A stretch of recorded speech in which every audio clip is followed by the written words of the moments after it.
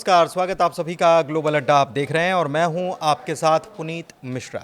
बांग्लादेश, फिर नेपाल, फिर फ्रांस और अब लंदन।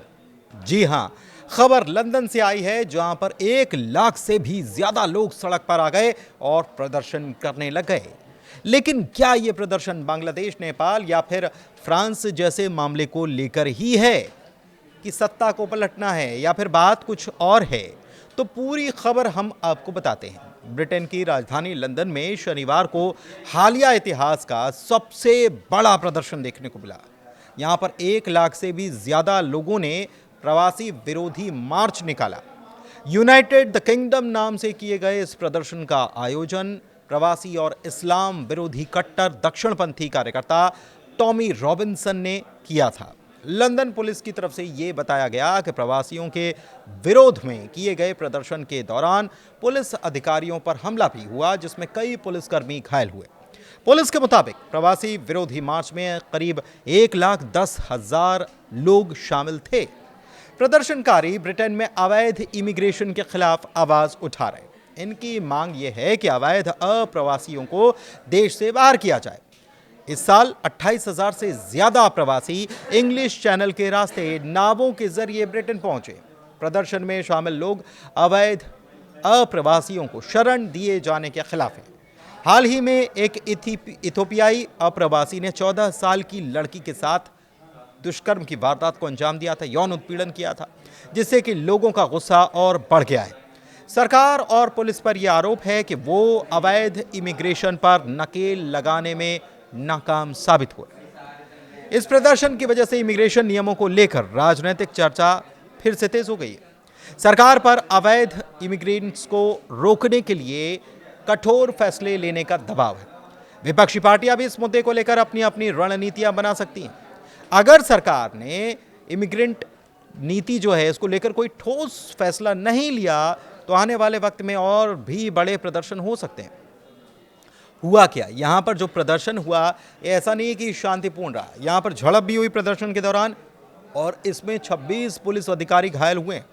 पुलिस ने बताया है कि झड़प में 26 अधिकारी घायल हुए और 25 लोगों को पकड़ा गया, गिरफ्तार किया गया। सहायक आयुक्त मैट ट्विस्ट ने एक बयान में हमलों को पूरी तरह से अस्वीकार बताया और इसकी निंदा की कि यह कतई बर्दाश्त नहीं किया जाएगा। ट्विस्ट ने यह भी कहा कि घटना के बाद हमारी जांच जो है वो शुरू हो चुकी है। हम उन लोगों की पहचान करने में लगे हैं जो इस उपद्रव में शामिल थे और आने वाले दिनों और हफ्तों में पुलिस उनके ऊपर कड़ी कार्रवाई कर सकती है। लंदन के मेयर सादिक खान ने यह भी कहा कि हिंसा और पुलिस अधिकारियों पर अटैक पूरी तरह से अस्वीकार्य है, हम इसको बर्दाश्त नहीं करेंगे। यूनाइटेड किंगडम और इंग्लैंड के झंडे लहराते हुए प्रदर्शनकारियों ने व्हाइट हॉल की ओर मार्च किया, जहां पर प्रधानमंत्री दफ्तर और सरकारी विभाग हैं। कुछ प्रदर्शनकारियों ने अमेरिकी और इजरायली झंडे भी लहराए। ऑनलाइन पोस्ट किए गए एक वीडियो में एक प्रदर्शनकारी अमेरिकी राजनीतिक कार्यकर्ता चार्ली कर्क की तस्वीर पकड़े हुए दिखाई दिया, जिनकी बुधवार को गोली मारकर हत्या कर दी गई। प्रदर्शनकारी कीर स्टारमर की आलोचना कर रहे हैं और प्रवासियों के विरोध में नारे भी लगा रहे हैं और ये भी कह रहे हैं सेंड देम होम, यानी कि उन्हें घर भेज दिया जाना चाहिए। ऐसे कई सारे पोस्टर्स या तख्तियां जो हैं ये यहाँ पर इस मार्च में दिखाई दी। कुछ प्रदर्शनकारी जो हैं वो अपने बच्चों को साथ में लेकर आए थे।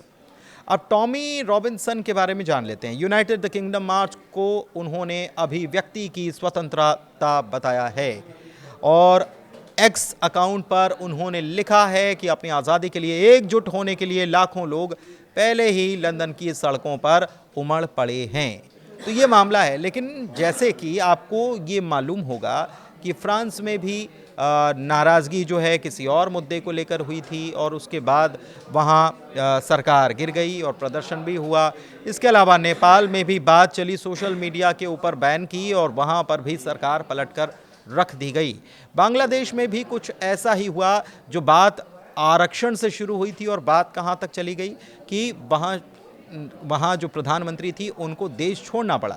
तो क्या ब्रिटेन में भी ऐसे ही होने जा रहा है कि लोग सड़क पर उतर रहे हैं और नाराज़गी जता रहे हैं सरकार के खिलाफ? और ये जो चीज़ें हो रही हैं, क्या इसे सामान्य रूप दे दिया जाए या इसे सामान्य तौर पर माना जा सकता है, या फिर इसके पीछे डीप स्टेट जैसी कुछ चीज़ें नज़र आती हैं? आप अपनी राय हमें कमेंट के जरिए दे सकते हैं। फिलहाल ग्लोबल अड्डा में इतनी